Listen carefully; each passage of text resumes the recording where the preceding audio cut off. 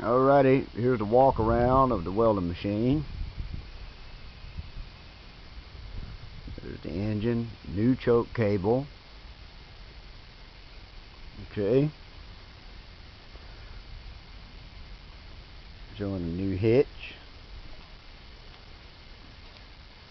new jack, good welds on that.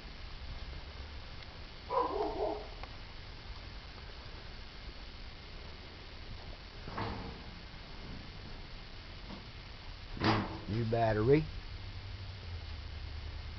Right here you can put straight lugs on, or you can put the longer leads on it with a female end on with the lugs on there. That way you don't have to open the door to hook the lugs up. Now let's see if we can get her to crank. Get her to fire up here. Whoop. Little choke.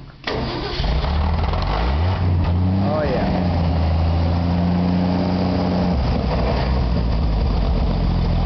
Idles right down. Idles up.